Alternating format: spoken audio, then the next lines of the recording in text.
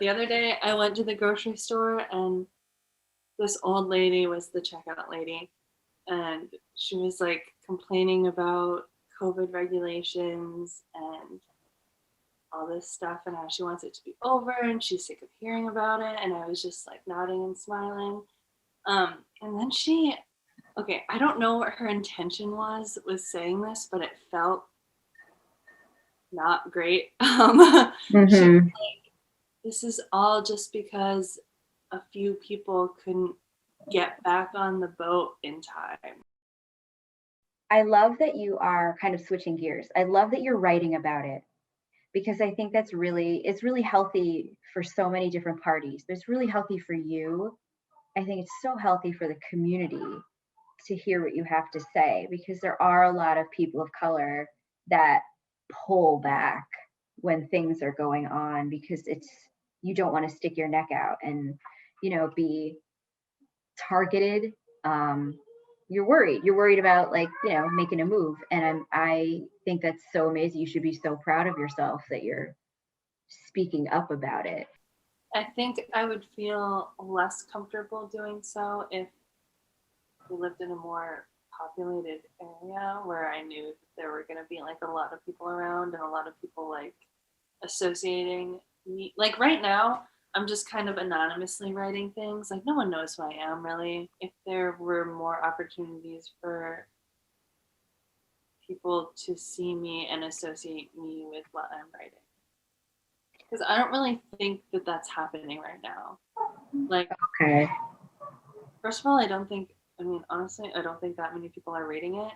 And if they Hmm. are, then it's people who are interested in what I have to say and aren't really going to go against it when they read it.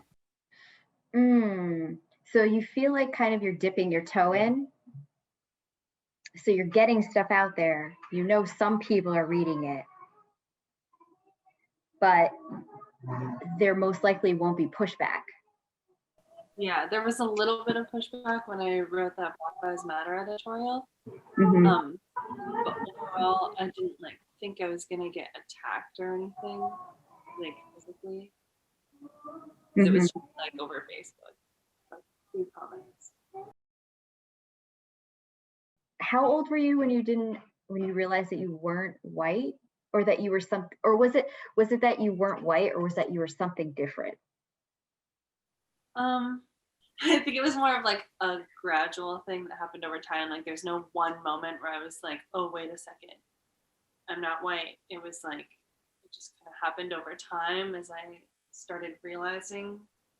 Yeah, it's not that I realized I was not white because I don't think I like used that. I didn't really categorize people like that when I was younger. Hmm. And I was just like, wait a second, I don't look like anyone around me at all. And I knew that I was adopted. I'd always known that I was adopted. I guess I don't remember when that clicked for me. So when your parents, I'm assuming it's your parents that sat you down and talked to you about being adopted.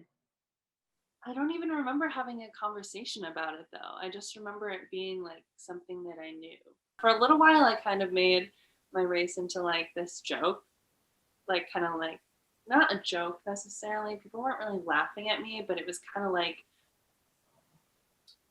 I don't know. I only talked about it when I was talking about it in like a humorous way, if that makes sense. Yes. Yes. I get that. I think, okay, this is kind of how I saw it. When you're young and you're a teenager with your friends, it's not necessarily something that comes up all the time just because of the way, I mean, you're friends for other reasons besides, just the way that you look. That's probably last on your list of why you're friends. But there are moments where you kind of make fun of your cultural background because it's there, and as children, as teenagers, you don't know how to deal with it.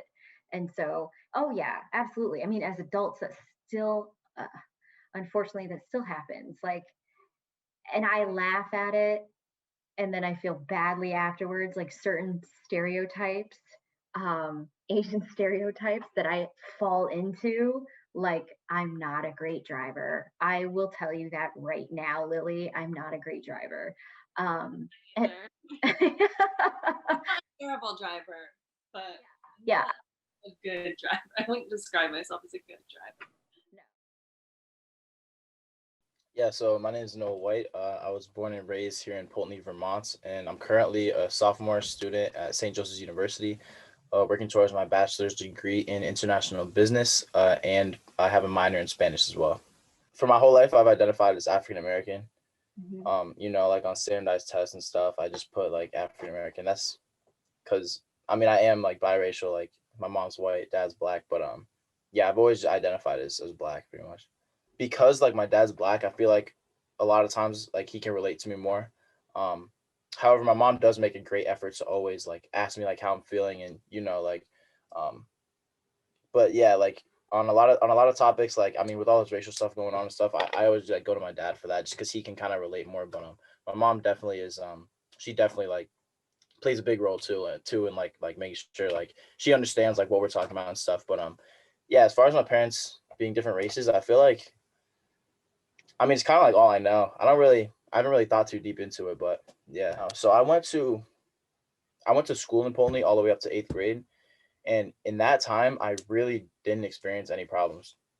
However, when I went to in for freshman year, I did my 4 years of high school at Rutland High School, and that was when I started to see like a little more like I don't know, like a lot of people were like just like commenting on the fact that I was like black and stuff. But I mean, like when I was really young, like it was never a problem. That's just interesting that in a place of greater diversity, there are more questions and comments about being of a different background. Yeah, I think it's also because of the age, like when I was younger, like no one really thinks about race, but then it's like when we were in high school and everybody's like I don't know, older, I guess, it starts to it started to become like I feel like people took more note of the fact that like I was different because I'm black. Like, like when we're kids running around, we don't think about like what race we are. But then I feel like as we get older, a lot of people think about it more. And that's when like the comments and stuff started happening. So I don't think it was just because I was in a more diverse school. I think it's because like the age of like my friends and everything. Yeah, I mean, as of right now, like with all the, you know, uh, like the things going on, like I kind of just I've been kind of trying to like block it out. I wouldn't say I've been super active, like because it seems like I don't know. It seems like a lot of times I go on social media, I'm just seeing like, oh, like another black person was shot, and like this is happening and that is like it's really draining. You know what I mean? Like sometimes like I kind of feel like hopeless. Like it's like I don't know. It's just like this keeps happening. Like when's it gonna stop? Is it ever gonna stop? Like because I mean I can do all I can, and like people close to me can do all they can, but like it's just like I don't know. You know what I mean? Yeah, I have sort of felt the same way about race as I do about COVID too. It kind of like it just feels like you're standing on the shore and there's a huge wave coming at you, and you're not sure if just rowing in your little rowboat is going to be enough, or how many people is it going to take? How many people do I have to gather together, and how much motivation is it going to take on your individual part to rally all these people together for one cause? And it's exhausting. It's exhausting. That kind of begs another question. How do you feel about Black Lives Matter? Like, what do you see when you see that flag raised outside of an institution, particularly one that you go to? I see hope for the future that society will view Black lives as equal to everybody else's in the world. I mean, like a lot of people like disagree with Black Lives Matter and stuff, but I just can't wrap my head around the fact like I just can't wrap my head around like how you disagree with a group of people trying to be equal to you. Like I don't know. And people try to say Black Lives Matter is violent, it's this and that.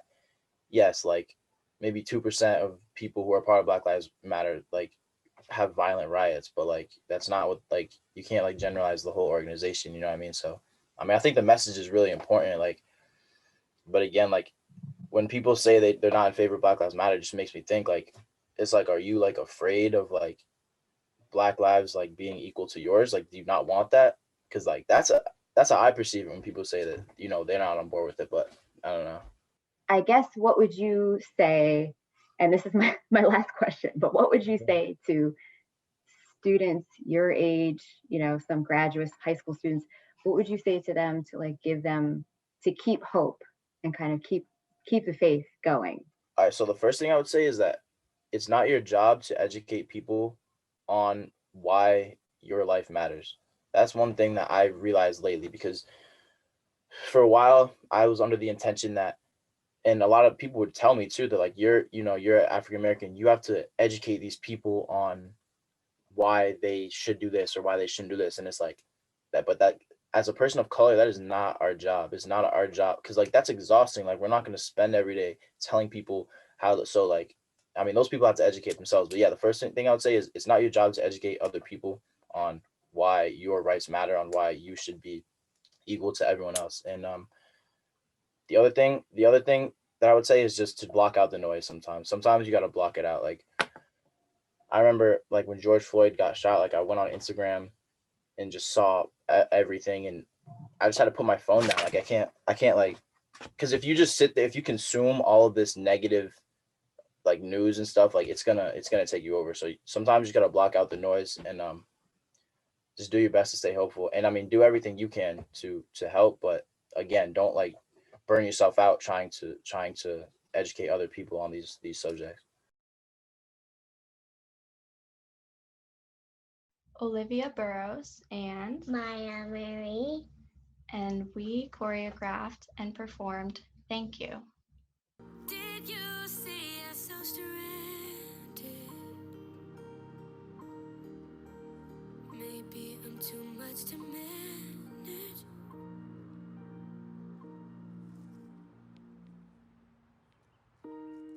And if you weren't gonna guide me, why bring me into the light? Must have done something to make you want to run and hide. Why, oh, why? My whole concept for this piece, this dance, was about relationships and how a relationship with one another can really influence how that person is and who they become, and how they see other relationships and treat other relationships in their lives. My personal opinion for this concept, I was going for a relationship that I've had that has broken over time, and someone who I looked up to immensely wasn't the person that I needed them to be. And now, being in the same position that they were, or having the same relationship that they had with me, having my daughter, I'm able to have the relationship that I've always wanted to have with my mother. Yeah, relationships shape us, and they play a huge role in how we treat other people. And we either learn to be exactly like the person that we have the relationship with, or we learn to take away the good qualities and leave the rest behind, or we choose to be completely opposite of them and have that propel us forward and enhance other relationships in our life. So I asked Maya, my daughter, if she wanted to do this dance with me.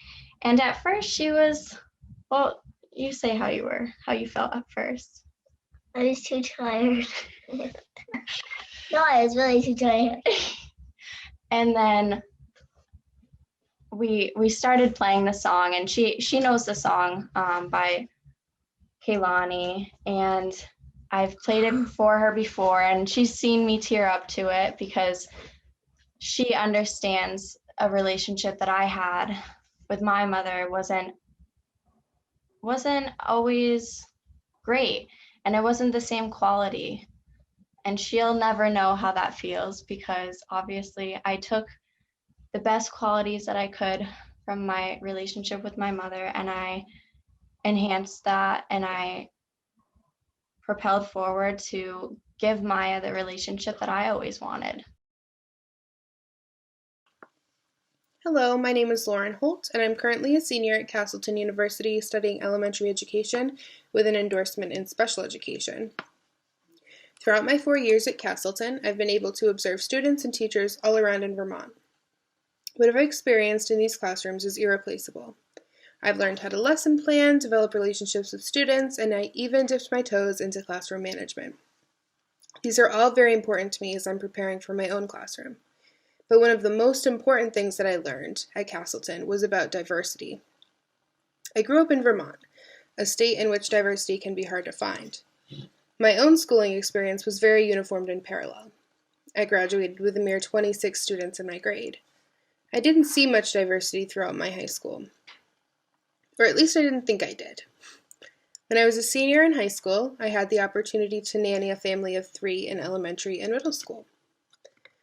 The oldest of the children has Down syndrome. Throughout my time being their nanny, I learned about them as people, their interests, their dreams, what made them happy or angry. And as I got to know them, the more I became interested in special education. Being their nanny enlightened me to the different kinds of diversity there really is, not only in schools, but in the world. Vermont may not have an abundance of racial diversity, but there certainly is diversity in ability, socioeconomic status, and even religion. I'm so grateful for the experience that I had working with these children, as it sparked my interest and appreciation of special education. My first placement at Castleton focused in diversity and ability. I quickly learned that there was so much diversity in this small classroom. I connected with a specific student who benefits from special education. The most useful tool that I found in helping neurodiverse students is just getting to know them. The more you get to know what motivates them, what interests them, what their individual learning style is, the more they will succeed in the classroom. I've learned that acknowledging diversity is extremely important in helping students succeed. Knowing what makes them different from other students will steer teachers in the right direction when trying to figure out how to best support their students. If one doesn't recognize diversity among students, they will not know how to properly engage them in their classroom. I'm very thankful for the experiences that Castleton University has offered to me, and especially the valuable lessons of how to support and celebrate diverse students. Like so many before me, I came to this country seeking a better life. For as long as I can remember, I've heard all about the melting pot, but alas, all I can see from a foreigner's eyes is discourse and strife. A great and powerful nation it may be, but the melting pot hath boiled down my individuality and my identity. You are safe and you are welcome to make this your home, they say. But in a room filled with strangers, I feel deviant and alone. When I entered the pot, like so many before me, I lost my unique flavors. I was no longer spicy. I was no longer me. We were told to assimilate. It was all just a lot. You are welcome and you are safe, and at home you may be. But in order for you to stay, I need you to look and sound just like me. I can change my clothes. I will dye my hair. I will water down my accent. But how is that fair? I will button my lips, my secrets kept tight. Just another whitewashed foreigner. Isn't that to your delight? Out of the pot and into the fire, you can no longer deny the reality before you, for the situation is dire. The reality and residual pain of your actions, oh God, how it will backfire. We are not foreigners. We are not aliens. We are mourners. We could be Bermudians. We are Italians. We may even be Alaskan. Instead of boiling us down and reshaping our mold, embrace us for all of our differences. Wouldn't that be a sight to behold? We want to be safe. We want to be welcomed. We want to call this our home. Please embrace me for who I am. Please don't make me feel alone. I don't want to keep wandering forever, just looking for a place to call my own.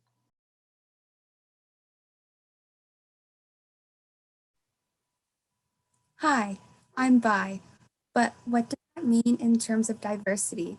let's get out of the way and say both bipolar and bisexuality. And I don't want to cause a scene, especially in times of adversity, but I hope and pray that maybe one day I can be seen for the true me.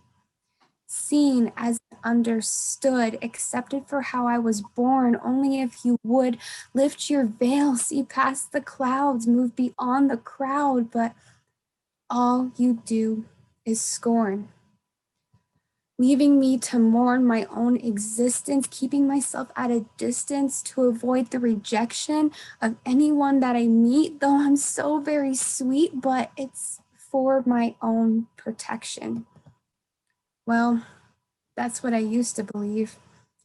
I used to hate my own reflection, but that's no longer true. In fact, now I quite enjoy the view, and your opinions and assumptions that come from too much media consumption won't change who I am. It's not like I can wave a magic wand and not be gay or mentally ill, but that's okay because these are my qualities, and I've learned to love them, including the days where I'm not all that femme. It's called loving myself in all the right ways through the ups and the downs. And I know how this sounds, but it's not just a phase. It's called freeing myself to live my own life, to one day have a husband, or maybe I'll have a wife. And I may still experience the depressing lows and the manic highs because I will always and forever be. Hi, I'm bi, and I accept my personality, but if you don't agree, you do you, and I'll do me. So one of the reasons why we're having our conversation today is because we both identify as part of the LGBTQA community. We're gonna take a second, I think, to just talk about how we identify as that and if we have a partner that identifies that way. So I identify as bisexual. I am straight passing, which is something that I've dealt with a lot in the past few years. I have a fiance. We're getting married this June, and he is also bisexual, but the two of us together are in a heterosexual cisgendered relationship. So that's really interesting to be part of a community, but then also in other ways feel like you're not part of it at all. I, in general, deal with the kind of like opinion that like, oh, bisexuality doesn't exist. You're either straight or you're gay, which is crazy because sexuality is 100% on a spectrum. But added to that, being in a relationship that's perceived as straight, I unfortunately have gotten some. I mean, it's mostly in like online communities because like, you know, you can bully anybody online and you don't have to say it to their face. But oh well, you're not really bisexual because you're dating a man, right? Which it's I like being able to identify myself and know what I want and know that no matter what the haters say, you know, I'm part of this community. And, you know, I really relate to what you were talking about in terms of like, you know, you're bisexual, but you're in a, you know, perceived straight relationship because you're married to a man. And even though I think I look, you know, pretty queer, it's surprising how many times, like when I'm talking to other people and a lot of times I'll reference my wife and I'll say my partner. I'll say my wife too. I use them both kind of interchangeably. But if I say my partner, people will start saying like, oh, so-and-so, and they'll use, you know, he, him pronouns, or, oh, your husband must be so excited for blah, blah, blah. And it's just, it always takes me aback a little bit because again, I don't feel like I'm, you know, super like, I don't feel like I look super straight with, you know, at least with, you know, my kind of haircut going on here. But it happens all the time. And it always takes me a moment to kind of like, I have to think like in my head, like internal panic, like, how am I going to react to this? Like, do I correct them? Do I just like let it go? And I kind of read it situation to situation, depending on kind of what's going on and where I'm at in the world. Cause you know, depending on where you're at, there could be safety concerns. So we're both fairly new to the Castleton community in both of our positions. And one thing that I feel like is really important to discuss is what our experiences have been as members of the LGBTQA plus community in Castleton and have we had, you know, welcoming experiences with staff and faculty.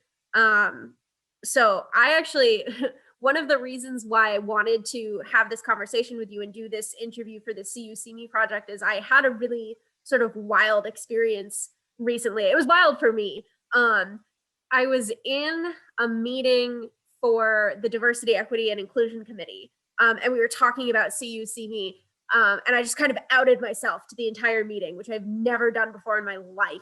I'm pretty quiet about my sexuality unless I'm in like a queer space, and then it's almost kind of like I want to brag about it because I'm like, yeah, I'm here too, I'm a part of it.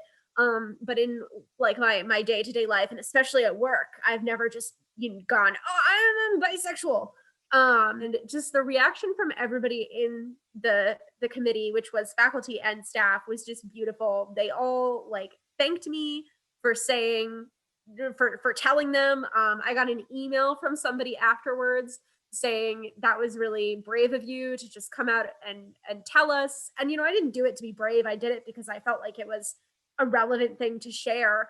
But it was really scary, and to have everybody just say, wow, thanks so much for letting us know this important thing about you was really amazing. And I've never done that at work before. So I'm really thrilled with the Castleton community and how like welcoming it's been.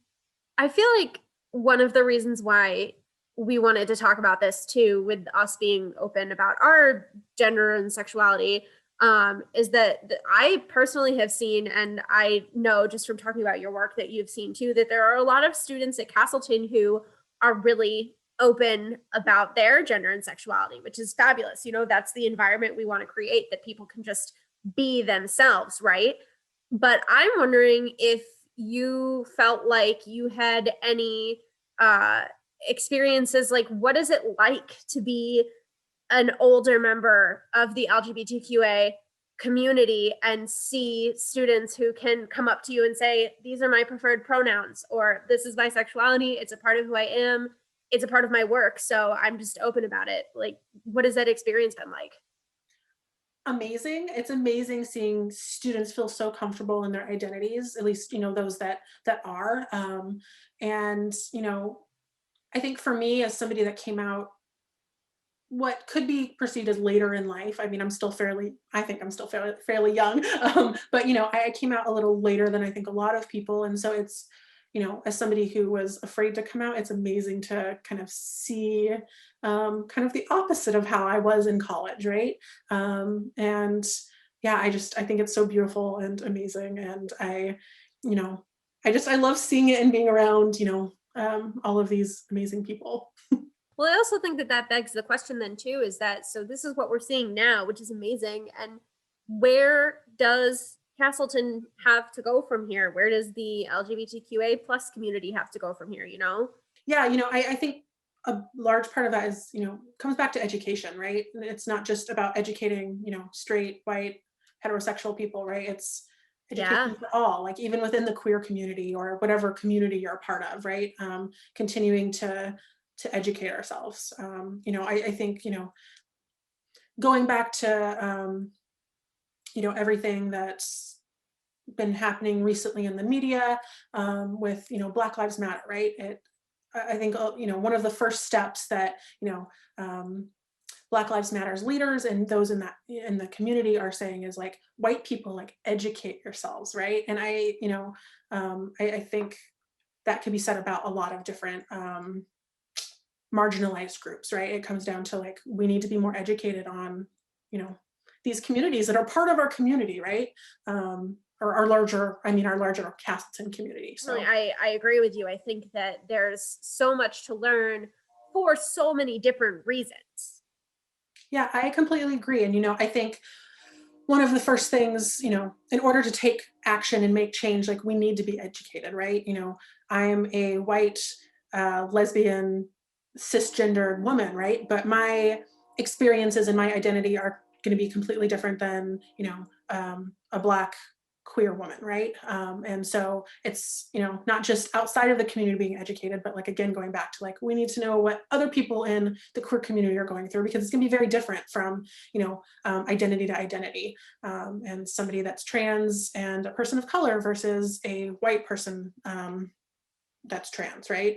And so I think really like talking with our community and growing those bonds and educating ourselves so we can take the next step of like, okay, what change do we want to see in our community? What steps do we take? Hopefully stronger and more cohesive together because we're talking with each other and learning from each other.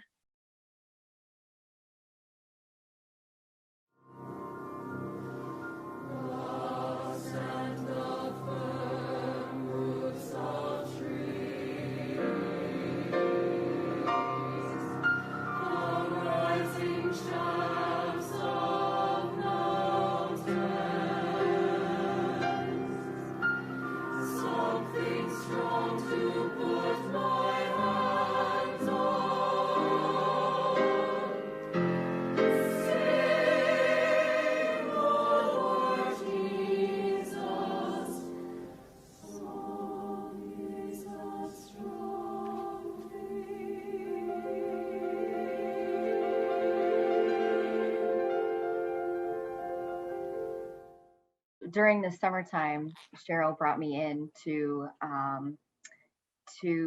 add a dance component to Harlem songs because it does, when you listen to the music, it does sound, it makes you want to move. I think another thing that was really nice for us with the chamber singers is knowing that this was going to be a collaboration. So it was what we could put together with the music and perform, but knowing that the dancers were going to be adding to that and that we could really connect during this time when so many people are isolated. They also enjoyed, being able to create something in a time when there's racial discrimination is absolutely the hot topic at the tips of everybody's tongues. Black on white, white on black. Back in the 70s, I lived with a black woman. Or should I say, she lived with me. She lived with me, or should I say, she lived with a white man. It was in my apartment, and my identity became linked with hers. It was in my apartment, and her identity became linked with mine. My friends were her friends. Her friends were my friends. I went to parties where I was the only white. She went to parties where she was the only black. I liked becoming black. She liked becoming white. I identified with the downtrodden. She identified with being part of the majority. I hung out in jazz bars. She dug the Oak Room. I rooted for Arthur Ashe over Jimmy Connors. She did too. I found white people boring. She found black people infuriating. I liked the taste of blacks, rich like pumpernickel. She was attracted to the power of whites, even if they did taste like Wonder Bread. I began to find white people too white, ugly in their splotchy complexions, silly in their sunburns, never knowing when enough was enough. She began to find black people too black, ugly in their knifed-in parts, ridiculous in their black speech, never knowing when enough was enough. The worst part of my day, watching her walk out the door, for who knew what indignity lay before her. The worst part of her day, walking out that door, for who knew what indignity lay before her. The worst part of my week, the hostility from black males at losing such a fine young black woman. The worst part of her week, the white men at work who came onto her relentlessly. The worst part of my month, meeting her parents for dinner. What are you doing with our daughter? Their eyes seemed to ask. The worst part of her month, traveling up to Harlem to get her kinky hair straightened, petrified by some of the blacks she ran into up there. The worst part of my future, thinking I wasn't strong enough to have mixed-race children. The worst part of her future, thinking she wasn't strong enough to have mixed-race children. I disliked that part of myself that made blacks not trust me for no matter what. I was still white. She disliked that part of herself that made whites not trust her, for no matter what, she was still black.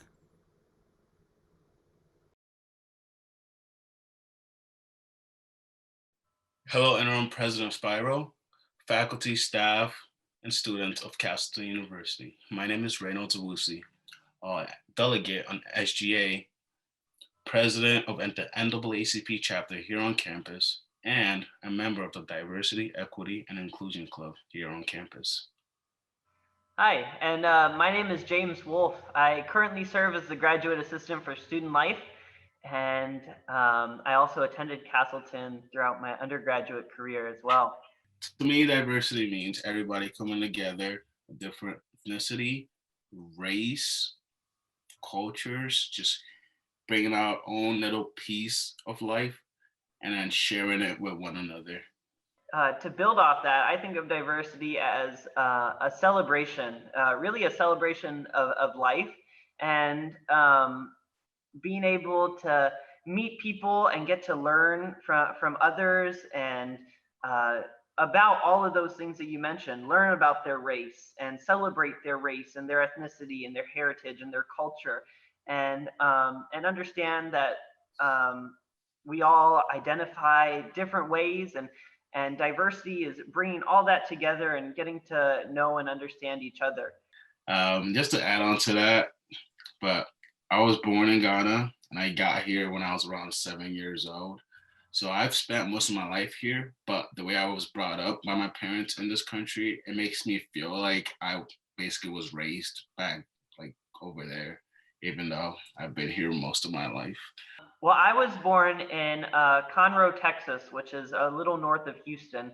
And so, but I identify as Hispanic. My mother is of Hispanic descent, as well as my grandparents, who back when I'm home is who I live with.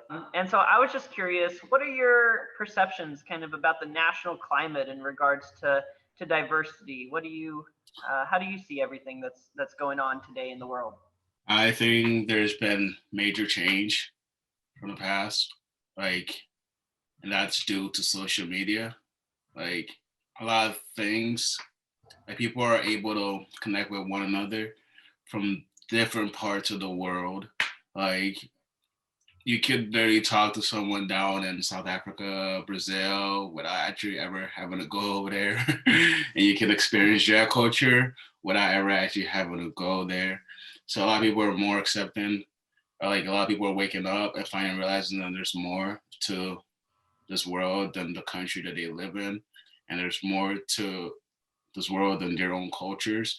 So a lot of people are becoming a lot more understanding and allowing and basically taking initiative to go out and explore.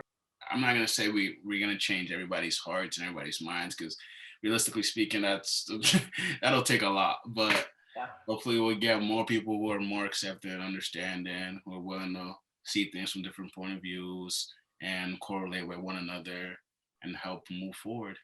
What way do you think you can share your culture with Castleton University, or you have shared your cultures with Castleton University? Yeah, I would say one of the ways that I've done it is I'm a musician, so I really incorporate my own culture into my music. And so from the time I was a first year at Castleton, I started playing in the open mic nights, and one thing that I do as I play is, you know, I've incorporated elements of the different music that I grew up listening to that were prominent in my household. So things, different styles of music such as ranchera, as what we call the regional Tejano music, specifically from Texas, and mariachi music, the classical, you know, version of Mexican music, and so I try to incorporate that, as well as even sing songs in Spanish to celebrate, you know, just my love of the language and being able to connect with others that way. And music is really big in not only my household but my culture. It's one of the ways that we connect with each other, and so I find it really valuable to be able to do that myself and express my culture in that way. I know one of the other ways that I do it that a lot of people might relate to is I'm definitely known on the Castleton campus for being the guy that wears the cowboy hat, and and one of the reasons I do that is that's part of my culture too. My grandparents, whom I live with, they were raised up in the ranching communities in Texas, and so which is where a lot of our traditions come from. Coming from each of the places that we come from, I'm curious to know what is your experience being in Vermont and being at Castleton, and what's it like being you, I should say. When I come to Vermont, it's a single road of everybody's like basically white, and like it doesn't feel like it's just like a lot more different than it is at home. So that was a huge thing for me moving up here. But then I did experience my fair share of racism as well. Uh, in school, like a couple times during soccer my freshman year, which I had never I knew what racism was and I knew the extent it gets and the history and everything, but I personally had never ever thought like it would happen to me because growing up in Maryland, everybody knew everybody and like nobody ever actually said the N word to insult someone by it. It may sound weird, but it was just like a phrase like saying dude to us back home. Like it's just what everybody says. And I really like opened my eyes and ears to that word and made me really think about that word in like a different point of view. So like even though I experienced some bad things in Vermont, it kind of really taught me a lot. Like being like black in Vermont, you learn a lot. Like you learn certain things that you can do, certain things you can't do. It's really little that you can get away with being here and being this color. I know for myself, being in Vermont, it's I have a little bit different experience than that because a lot of people don't actually know that I'm of a different ethnicity, and so it's one of the things that I'm, I try to bring up in conversation. I mention that I'm Hispanic, and some people take it as a joke, like what? And but when I'm like, no, but really, I'm Hispanic, and I come from a Spanish-speaking household. My mother is Hispanic, and that's how I was raised. And once people really come to, we start opening up that dialogue and being able to talk about it and what it's like. And so so even though in the climate that we have in Vermont, I don't necessarily stick out as far as how I appear, but when I start to talk and really get into a lot of these topics about diversity and culture, I feel like that's where we all can share a little bit about where we come from, and so I try to share out my own experiences. I'm just very fortunate that we have such an inclusive community that really strives to learn from one another and to constantly better ourselves to get to a place where everybody does feel inclusive and nobody has the experiences like those that you mentioned, dealing with racism, perhaps microaggressions and things of that nature.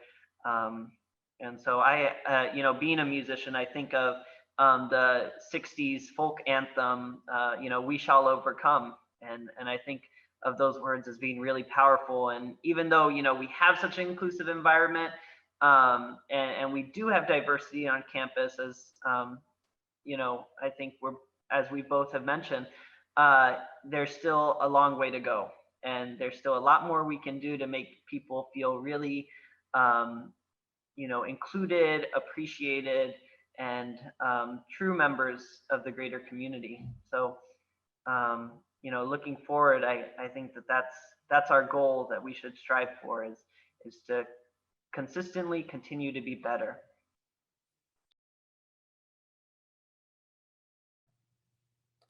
Oh my, that was terrific and enlightening. Thank you. Thank you, Lily, for your candor and your insights.